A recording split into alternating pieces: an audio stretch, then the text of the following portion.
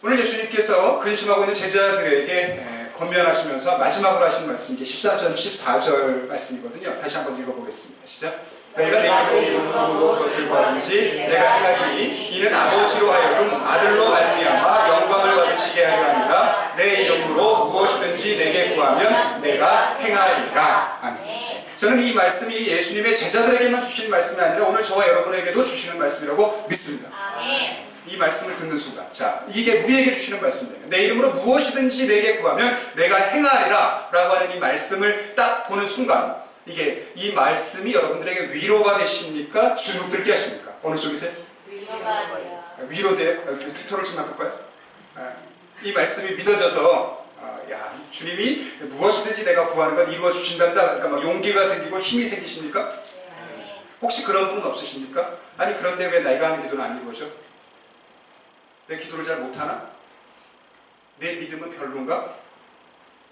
예수를 믿으면 이렇게 뭐든지 이루어 주신다는데 이게 내가 하는 기도가 안 이루어지는 걸 보니 내 믿음은 별론가 봐 라고 생각하시는 분은 없으십니까? 오늘 이제 그런 분들하고 이제 말씀을 나누려고 하거든요. 뭐 이게 말씀이 믿어져 갖고 내가 이 말씀 때문에 내가 무슨 일을 겪든지 간에 염려하지 않겠다. 이런 분들은 뭐 이렇게 안 들으셔도 관계없을 것 같고요. 내 믿음이 별로인 것 같아서 내가 하는 기도는 응답도 잘 안 되는 것 같고 내가 뭔가 부족한 것 같아서 내가 기도하는 것들이 잘 안 이루어지는 것 같아서 염려하고 있는 분들에게 오늘 말씀 통해서 위로와 그리고 하나님이 주시는 뜻을 깨닫게 되기를 원합니다. 자, 여러분들에게 드리고 싶은 말씀은 뭐냐면 기도는 소원을 이루는 방법인데 우리가 오해하면 안 되는 게 있습니다. 기도는 내 소원을 이루는 방법이 아니고 하나님의 소원을 이루는 방법이 되는 줄로 믿으시기 바랍니다. 그러면 여러분 마음 가운데 그런 생각이 들 수 있어요. 아니 그럼 기도는 결국 하나님만 수지맞는 일 아닙니까? 하나님 소원이 이루어지는 거라면서요. 내 소원이 이루어져야 그게 괜찮은 거지. 뭐 하나님 소원이 이루어진다고 뭐 나한테 좋은 일이 있습니까? 혹시 그렇게 생각하십니까? 절대 그렇게 생각하지 않게 되시기 바랍니다. 하나님의 소원이 이루어지는 것이 우리에게도 유익한 줄로 믿습니다. 아멘. 저는 성경에 있는 말씀 가운데 이 말씀을 믿거든요. 요한복음 10장 10절 말씀 읽어보겠습니다. 시작. 도둑이 오는 것은 도둑질하고 죽이고 멸망시키려는 것뿐이요 내가 온 것은 양으로 생명을 얻게 하고 더 풍성히 얻게 하려는 것이라. 하나님의 뜻으로 이 땅에 오신 예수님의 소원 뭐냐면 우리에게 풍성한 생명을 주시는 거랍니다. 하나님의 소원, 예레미야 29장 11절 읽어봅니다. 시작. 여호와의 말씀이니라. 너희를 향한 나의 생각을 내가 아나니 평안이요 재앙이 아니니라. 너희에게 미래와 희망을 주는 것이니라. 아멘. 다시 말씀드리겠습니다. 하나님의 소원이 뭐냐? 저와 여러분이 풍성한 생명을 얻고 평안과 생명을 누리며 사는 것, 이것이 하나님의 소원인 줄로 믿습니다. 기도하면 하나님의 소원이 이루어집니다. 그러니 내가 기도를 통해서 하나님의 소원이 이루어지면 나에게 이득이 돼요, 안 돼요? 돼요. 그러니까 기도하는 일은 절대 손해나는 일이 아니에요. 기도할 때 내 소원을 이루지 마시고 하나님의 소원이 이루어지게 해달라고 기도하십시오. 하나님의 소원이 다른 데 있지 않다니까요. 하나님의 소원이 저와 여러분이 걱정하는 거 아닙니다. 하나님의 소원이 저와 여러분이 근심하는 거 아닙니다. 하나님의 소원은 오직 저와 여러분에게 미래와 희망을 주는 것이라 성경이 분명히 이야기하고 있으니 우리가 기도를 통해서 하나님의 소원이 이루어지면 하나님이 기뻐하실 뿐만 아니라 우리에게도 유익이 되는 줄로 믿습니다. 아멘. 오늘 이제 예수님이 제자들에게 이야기하십니다. 너희는 마음에 근심하지 말아라 라고 이야기합니다. 그리고 근심하지 않는 방법에 대해서 이야기하는데, 자, 근심하지 않으려면 어떻게 되냐면 믿음이 있어야 됩니다. 그러니까 만약 오늘 여러분들이 이 말씀을 통해서 적용해 되시는 게 뭐냐면 내가 여러분 근심하고 있는 게 있으니까 걱정하고 있는 게 있으니까 그러면 문제가 크기 때문이 아니라 나에게 믿음이 없기 때문에 근심하고 염려하는 거예요. 상황 때문에 염려하는 게 아니라 나에게 믿음이 없기 때문에 염려하는 겁니다. 그러니 하나님을 믿고 예수를 믿으면 근심하지 않게 된답니다. 자, 근심한다라는 말, 타라세스토라는 말이 뭐냐면 원래는 그런 겁니다. 외부의 압력이 너무 커가지고 내 마음을 둘 자리가 없어지는 거예요. 외부에서 압력이 너무 크게 들어와가지고 그래서 내 이 외부의 압력에 흔들리지 않도록 마음을 붙잡는 걸 근심하지 않는 것이라고 이야기합니다. 자, 잠언 4장 23절에도 같은 말씀이 있습니다. 읽어보겠습니다. 시작. 모든 지킬 만한 것 중에 내 마음을 지키라. 생명의 근원이 이에서 남이니라 라고 되어 있는데 이 넷송 리베카 그러면 내 마음 지켜라. 근데 나차르 그러면 이제 유지하고 보호하는 거예요. 외부의 압력에서 내 마음을 보호하는 것. 성경에 있는 많은 말씀들 가운데 제가 이 마음을 지키는 법이라는 말씀이 나오면 언제든지 떠오르는 말씀이 있습니다. 빌립보서 4장 6절 7절 읽어보겠습니다. 시작. 아무것도 염려하지 말고 다만 모든 일에 기도와 간구로 너희 구할 것을 감사함으로 하나님께 아뢰라. 그리하면 모든 지각에 뛰어난 하나님의 평강이 그리스도 예수 안에서 너희 마음과 생각을 지키시리라. 외부의 압력이 클 때, 그래서 내 마음의 평안이 깨지려고 할 때 내 마음을 지키는 방법이 뭐냐? 하나님 앞에 기도하는 것. 근데 기도를 어떻게 해야 되냐면 감사함으로 하는 거예요. 원망이나 불평이 아니고 감사함으로. 내가 기도할 수 있다는 사실이 감사하고, 내가 이런 상황 가운데 하나님 잃어버리지 않는다는 게 감사해서 기도할 때 일단 내 마음과 평안이 지켜집니다. 상황이 바뀌는 건 두 번째 문제고, 그리고 미리 말씀드리면 대개 우리는 상황이 바뀌게 해달라고 기도를 합니다. 시작은 언제나 그렇게 합니다. 근데 기도가 응답이 되면 하나님이 그걸 알게 하십니다. 상황이 문제가 아니라 네가 문제라는 거예요. 죄송합니다. 내가 문제라는 거예요. 주변 사람이 문제가 아니었고 내가 문제였다는 게 들통이 난다고요. 그러니 시작은 밖을 바꿔주세요라고 시작하지만 언제나 결국은 어떻게 끝나냐면 나를 바꿔주세요. 근데 그게 기도해야 깨달아진다고요. 기도하지 않으면 늘 원망하고 불평합니다. 나는 문제 없는데 저놈이 문제인 것 같거든요. 근데 기도하면 내가 문제였어요. 내가 말하는 방법이 틀렸다는 걸 알게 된다니까요. 내 진심은 아니었지만 내가 전달하는 과정 가운데 그렇게 전달하면 안 되는 거 있어요. 내 말투라든가 행동이라든가 이런 것들이. 근데 그런 게 깨달아지면 그런 거 좀 조심해야 되는 거구나. 똑같은 말이라고 해서 그게 다 전달이 되는 게 아니구나 라는 거 알게 되면 그러면 상황이 달라질 수도 있죠. 자, 지금 예수 제자들이 근심하고 있는데 뭘 근심하냐면 요한복음 13장 1절 말씀 보면 이제 하나님께서 또 자신 제자들을 떠나서 아버지께로 가야 될 때가 된 줄 아셨습니다. 그리고는 제자들에게 그 식사를 같이 하자고 이야기합니다. 6월절 만찬을 하고요. 그리고 6월절 만찬이 끝나갈 때쯤에 세족식을 하자고 이야기하십니다. 그리고는 내가 이제 너희를 떠나갈 거다라고 이야기를 합니다. 잠시 동안 떠나갈 터인데 다시 올 거야 라고 이야기를 했더니 베드로가 이야기합니다. 36절 읽어보겠습니다. 시작. 시몬 베드로가 이르되 주여 어디로 가시나이까? 예수께서 대답하시되 내가 가는 곳에 내가 지금은 따라올 수 없으나 후에는 따라오리라. 지금 제자들하고 밥 먹고 세족식 끝난 다음에 이야기합니다. 자, 제가 잠시 동안 너희를 떠날 것이다 라고 이야기했더니 베드로가 저 주님 같이 가고 싶어요. 자, 따라갈게요. 그랬더니 뭐라고 하셨다고요? 지금은 따라올 수 없어. 같이 못 가. 근데 이 얘기까지만 하셨으면 그러면 뭐 약간 서운하긴 할 것 같은데 근심은 안 될 것 같은데 그 다음에 있는 말씀이 베드로를 근심하겠다고 생각이 들어요. 저는 38절 읽어보겠습니다. 시작. 예수께서 대답하시되 내가 나를 위하여 내 목숨을 버리겠느냐? 내가 지구로 이르노니 다 울기 전에 내가 세 번 나를 부인하리라. 예수님 가시는 곳에 따라갈 수 없다 그러니까 베드로가 제가 목숨이라도 걸고 예수님 지켜드릴게요. 제가 따라가서 제가 예수님 폐 안 끼칠 거라니까요. 예수님께 도움이 되면 되지. 제가 무슨 폐를 끼치겠어요? 라고 이야기할 때 예수님 말씀하십니다. 네가 목숨 걸고 나를 따라오겠다고? 아니 오늘 네가 나를 세 번 부인할 건데 그 알량한 목숨 지키겠다고? 말씀을 묵상하면서 제자들의 마음과 제가 동일시가 됩니다. 지금까지는 제가 제 맡은 일들을 했습니다. 근데 내 스스로도 압니다. 이게 내 능력이 아니고 예수님이 함께 하셨기 때문이라는 거예요. 예수님이 도와주시고 예수님이 이끌어 주셨기 때문에 내가 제자로서 살았다는 걸 알고 있습니다. 근데 그런 제자들에게 예수님이 떠나시겠답니다. 같이 가자고 그랬더니 지금은 못 간답니다. 그리고 내가 떠나고 나면 너희들이 옛날에 그 옹졸한 모습들로 바뀔 거라는 거예요. 그래서 세 번이나 부인할 거라는 겁니다. 그러고 났더니 제자들이 마음에 근심이 됐습니다. 예수님 떠나가신 우리 어떻게 살지? 예수님이 가시면 우리는 뭐지? 뭐 이런 생각들을 하고 있는 제자들에게 오늘 말씀하고 있습니다. 자, 내가 너희들을 떠나는 것 그거 염려하거나 근심하지 말아라. 자, 예수님께서 왜 떠나시는가? 2절 읽어보겠습니다. 시작. 내 아버지 집에 거할 것이 많도다. 그렇지 않으면 너희에게 일렀으리라. 내가 너희를 위하여 거처를 예비하러 가노니 라고 되어 있습니다. 제가 한 3년 전쯤에 똑같은 본문으로 이미 여러분들에게 말씀을 드렸습니다. 그때도 동일한 말씀 드렸습니다. 자, 이걸 거할골과 거처가 같은 곳이라고 한다면 이게 지금 예수님이 떠나지 않아도 됩니다. 이게 거할 곳이 적어야 예수님이 거처를 마련하러 가는 거지. 아니, 거할 곳이 많다면서요, 아버지의 집에. 그런데 거처를 마련하러 간다?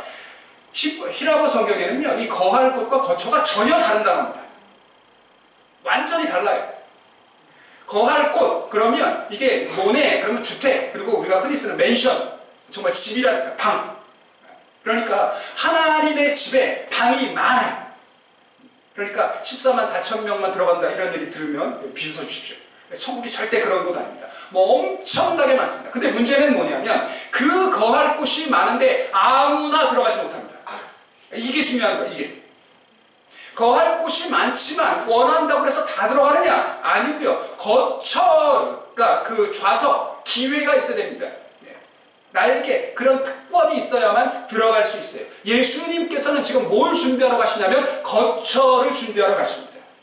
제자들이, 그리고 예수님을 믿는 사람들이 하나님의 집에 그 거할 곳이 많은 곳에 들어갈 수 있는 기회와 들어갈 수 있는 자격을 얻도록 하기 위해서 이제 십자가를 지시고 하나님 아버지께로 가게 될 겁니다. 자, 3절 말씀은 그런 뜻입니다. 가서 너희를 위하여 기회를 예비하면, 그러니까 너희들이 들어올 수 있는 기회를 예비하게 내가 준비하면 다시 와서 너희를 내게로 영접할 것이고 나 있는 곳에 너희도 있게 할 거다라고 말씀하시면서 제자들에게 이야기하십니다. 4절 읽어보겠습니다. 시작. 내가 어디로 가는지 그 길을 너희가 아느니라 했는데 이 단어가 중요하거든요. 이 호도스, 그러면 이게 목적지라는 뜻도 있습니다. 그러니까 예수님이 하시는 말씀, 자, 지금 내가 어디로 가려고 하는지 목적지를 너희가 알고 있다라는 뜻입니다.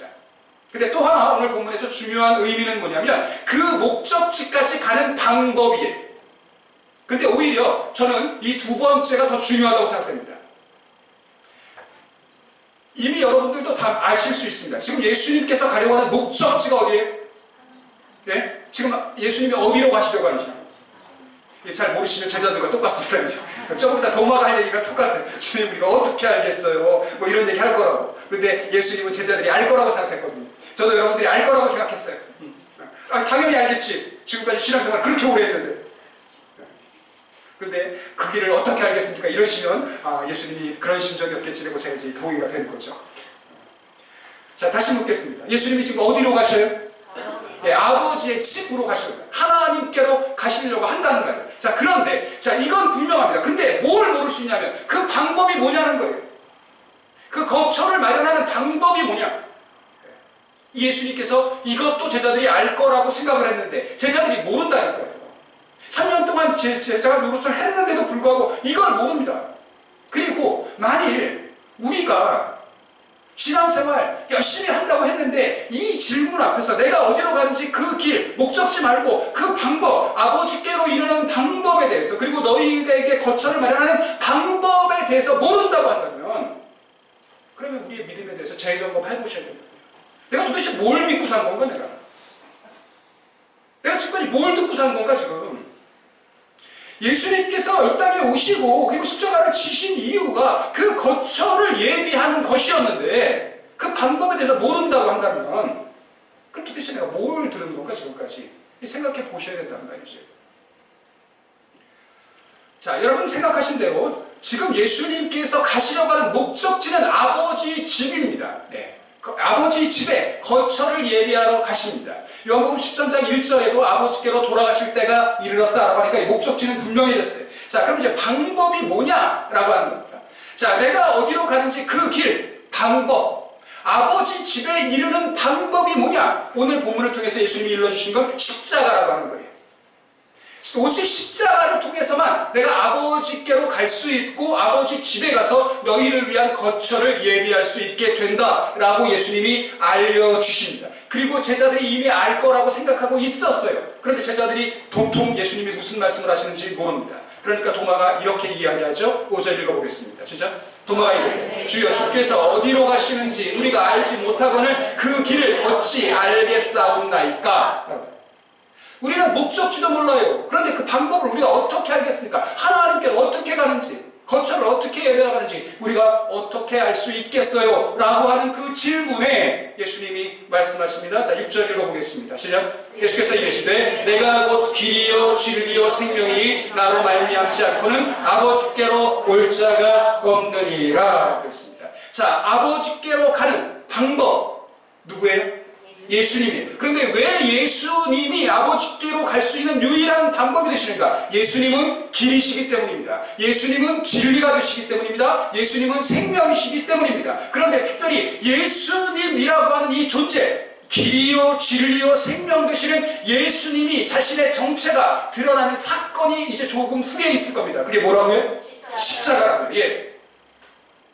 그러니까 여러분들이 오늘 이 말씀을 이렇게 이해하시면 됩니다. 자, 내가 길이요 진리요 생명이라고 하는 이 말씀을 바꾸면 십자가는 길이고 십자가는 진리고 십자가는 생명인 줄로 믿습니다. 십자가가 없다면 예수님은 조금 표현이 과하네요. 십자가 사역이 없다면, 십자가 사건이 없다면 예수님은 예수님일 수 없다는 거예요. 예수님이 구원주가 되시는 까닭은 예수님께서 십자가를 지셨기 때문입니다. 그래서 우리 주위에 있는 이단이나 사이비들이 말도 안 되는 이유가 그 어떤 교주도 우리를 위해서 십자가를 지지 않았다니까요. 그래서 가짜입니다. 하나님께로 이룰 수 있는 방법은 오직 십자가입니다. 십자가만이 길이고 진리고 생명이라는 거예요. 자, 호도스라고 하는 말이 뭐냐?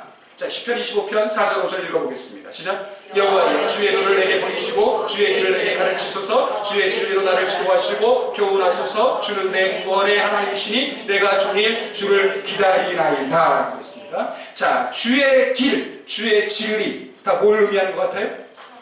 네? 아니, 십자가라고 하시면 안 되고 여기서는 아니요. 자, 여호와여 주의 도를 내게 보이시고 주의 길을 내게 가르치소서. 주의 진리로 나를 지도하시고 교훈하소서. 이게 뭐냐면 말씀이라는 거예요. 말씀. 주의 말씀을 내게 보이십시오. 주의 말씀을 내게 가르치세요. 주의 말씀으로 나를 지도하시고 교훈하여 주십시오. 주는 내 구원의 하나님이시니 내가 종일 주를 기다립니다. 이게 다윗의 고백이거든요. 그런데 예수님께서 지금 십자가 사건을 두시면서 뭐라고 했냐면 내가 져야 될 십자가가 길이고 내가 져야 될 십자가가 진리라고 말씀하시잖아요. 자, 우리가 주의 말씀을 따라 살면, 규례와 법도를 따라 살면 우리에게 주시는 은혜가 있습니다. 레위기 18장 10절 말씀 읽어보겠습니다. 시작. 너희는 내 규례와 법도를 지키라. 사람의 일을 행하면 그로 말미암아 살리라. 그랬습니다. 자, 하나님이 우리에게 주시는 생명 어떻게 얻을 수 있어요? 레위기 18장의 말씀대로 하면 하나님이 주신 말씀대로 살면, 순종하면 저와 여러분이 생명을 얻게 되는 줄로 믿습니다. 자, 다시 한번 정리를 할게요. 자, 주의 길, 주의 진리가 말씀이라고 했습니다. 자, 말씀에 순종하면 생명이 있게 된다고 했습니다. 자, 예수님이 하셨던 말씀, 내가 곧 길이요 진리요 생명이라고 말씀을 하셨습니다. 자, 예수님이 말씀하시는 십자가, 그리고 구약이 이야기하는 말씀, 무슨 뜻이냐면 예수님이 지시는 십자가가 구약에 하나님이 우리에게 일러주셨던 길과 진리가 된다고 하는 뜻입니다. 다시 말씀드릴게요. 예수님이 지시는 십자가가 우리에게 주시는 교훈이 뭐냐? 구약에 있는 모든 말씀들 여러분들이 다 암송하실 필요도 없고요. 이거 다 외우고 지키려고 하실 필요가 없습니다. 구약이 요구하는 온전한 순종, 하나님의 말씀에 대한 순종이 오직 십자가를 통하여 나타나는 줄로 믿습니다. 구약에 있는 모든 말씀은 하나님이 거룩하시니 우리가 거룩하라고 하는 거거든요. 그런데 그 우리가 거룩해지는 방법은 하실 수 있으면 구약에 있는 이 모든 말씀 외시고 이 말씀대로 사시면 돼요. 쉬운 방법이 있습니다. 예수님이 우리의 죄를 대신 지시고 대속하신 그 사랑의 은혜를 믿으면 저와 여러분이 거룩해지는 줄로 믿습니다. 아멘. 우리는 그걸 믿는 사람들이에요. 아멘. 내가 율법을 지켜 완전해지겠다는 게 아닙니다. 내가 구약에 있는 율법대로 살아서 그래서 완전해지겠다는 게 아니고 나는 죄인이고 나는 허물이 많은데 내 죄를 대신 지신 하나님의 은혜와 하나님의 사랑을 믿으면 그 십자가의 은혜로 말미암아 우리의 죄가 사해지는 줄로 믿습니다. 예수님이 지시는 십자가는 우리가 걸어야 할 길의 모범이라는 거예요. 우리가 어떻게 하나님의 말씀을 따라야 되는가를 알려주는 게 십자가의 길입니다. 자, 두 번째, 내가 곧 진리다라고 하는 거예요. 진리는 뭐냐면 변하지 않아야 진리입니다. 어제와 오늘이 다르면 진리라고 이야기하지 않습니다. 진리는 100년 전이나 지금이나 똑같아야 되고요. 그리고 100년 후에도 똑같아야 됩니다. 이게 진리입니다. 예수님이 내가 곧 진리다, 내가 말씀하시는 이유가 뭐냐면 변하지 않는 하나님의 성품의 십자가를 통해서 드러나기 때문이라는 거예요. 십자가에는 하나님의 공의와 하나님의 사랑이 담겨져 있습니다. 죄인을 그냥 용납하지 아니하시고 죄값을 치르게 하시되, 죄값을 치르면 죽을 수밖에 없기 때문에 우리의 죄값을 예수님에게 담당시키시고 우리를 살리시는 하나님의 그 사랑이 십자가에 나타난 줄로 믿습니다. 그렇게 길이요 진리가 되시는 예수님의 십자가 사건을 통해서 우리에게는 영원한 생명이 있게 됐어요. 그러니 예수님이 이제 지시게 될 십자가는 아버지께 이르는 길이 되고 진리, 변하지 않으시는 하나님의 성품을 드러내는 사건이며 이 십자가를 통하여 우리에게 영원한 생명이 주어진 줄로 믿습니다. 이게 예수님이 말씀하신 내가 곧 길이요 진리요 생명이다 라고 하는 말씀입니다. 자, 이제 내가 십자가를 통해서 하나님의 사랑을 드러낼 거고, 내가 십자가를 통해서 하나님의 길을 드러낼 거고, 내가 십자가를 통해서 하나님이 주시는 생명을 너희에게 보일 것이다 라고 말씀하신 이후에 제자들에게 다시 이야기합니다. 7절 읽어보겠습니다. 시작. 너희가 나를 알았더라면 내 아버지도 알았으리로다. 이제부터는 너희가 그를 알았고 또 보았느니라. 십자가를 통해서 하나님이 뭘 우리에게 원하시는지, 십자가를 통해서 우리에게 주시는 생명이 무엇인지를 제자들이 알 거다라고 예수님이 말씀하세요. 내가 순종하는 그 십자가 사건을 통해서 너희가 하나님을 알게 될 거야 라고 말씀했더니 제자들이 이번에도 딴소리를 합니다. 8절 읽어보겠습니다. 시작. 빌립이 주여 아버지를 우리에게 보여주옵소서. 그리하면 족하리이다.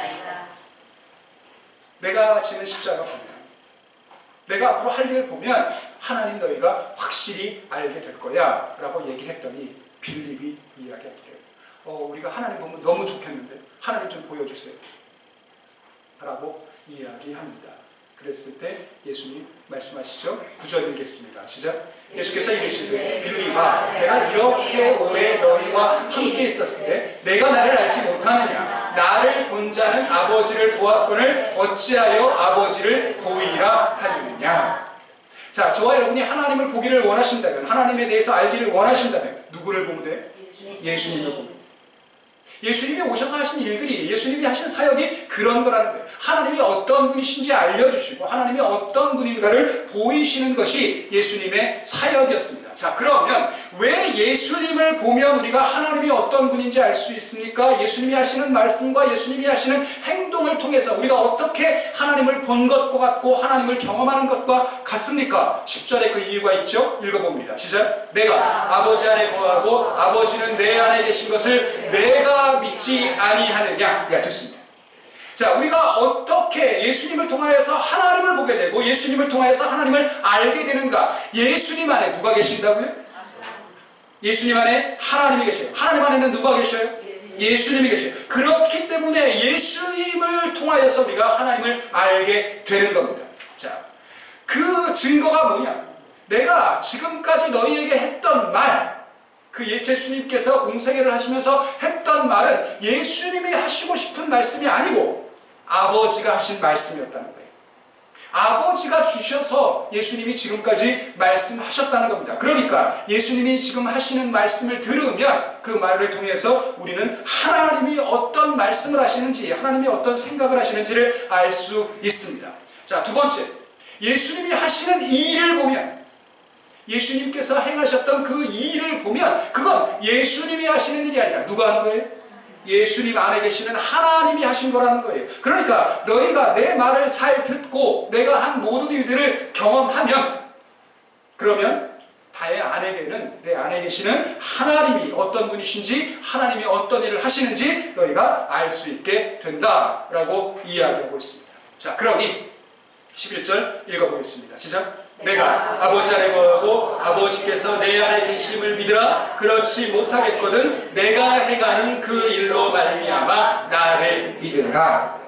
자, 지금까지 공생애를 하는 동안에 너희가 함께 경험했던 그 많은 가르침과 많은 이적을 보았다면 너희가 이미 하나님을 알 수 있을 거다. 그런데 아직도 내가 아버지 안에 거하고 아버지께서 내 안에 계심을 믿지 못하겠거든 이제 앞으로 내가 행할 일, 조금 있은 후에 내가 행할 그 일로 말미암아 나를 믿으라 라고 이야기합니다. 자, 조금 후에 예수님이 행하실 그 일, 유일한 사건이에요. 딱 한 번 있는 사건. 그렇지. 이 정도 돼야 된다니까요. 이렇게 기대하고 예수님이 물으셨을 거라니까. 근데 여러분들의 수준이 제자들보다 나을지도 몰라요. 제자들이 모르는 것 같거든요.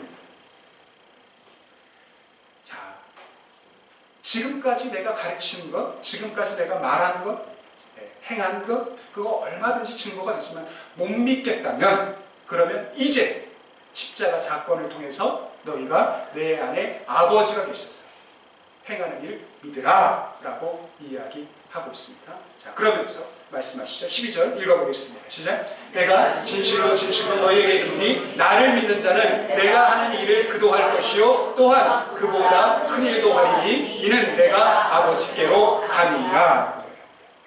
자, 우리가 예수님을 믿는다면 그러면 우리는 예수님이 하시는 일 뭐라고요? 십자가. 십자가를 지는 일, 하나님의 말씀에 순종하는 일, 진리 되신 하나님을 증거하는 일, 생명을 얻게 하는 그 일 우리도 할 수 있을 겁니다. 그리고 그보다 큰 일, 더 많은 일들.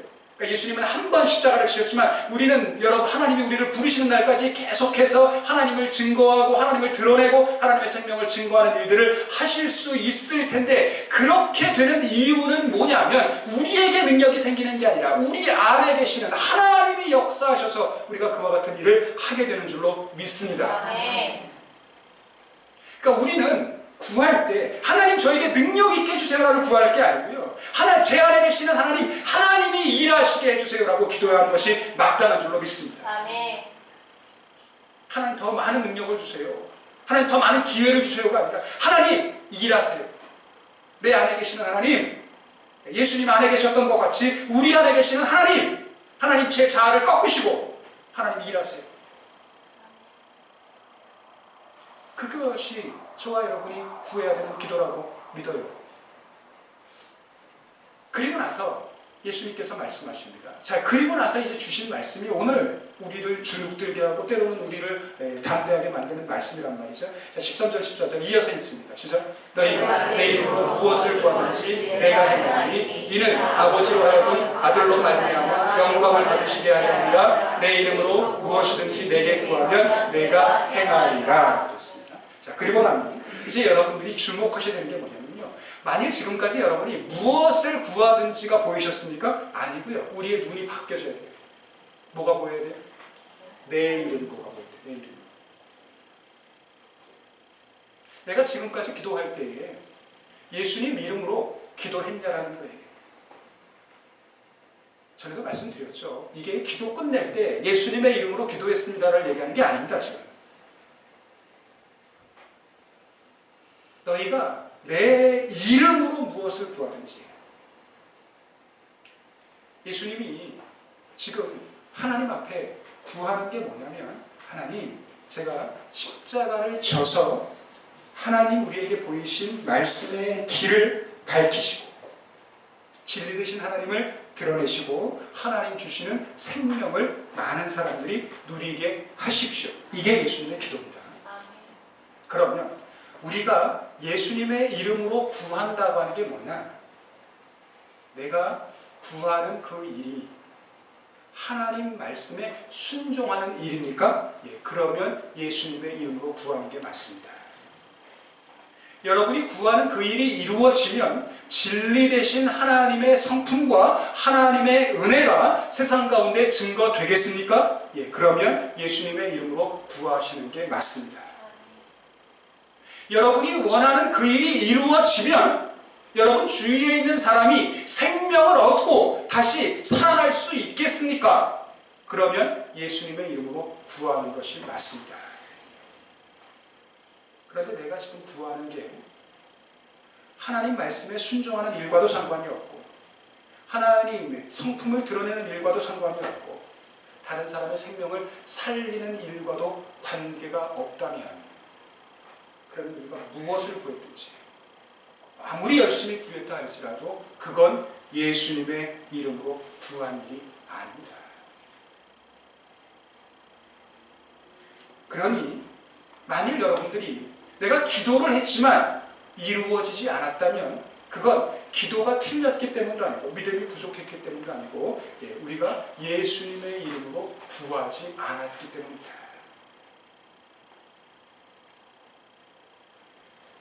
오늘 예수님 우리에게 말씀하십니다.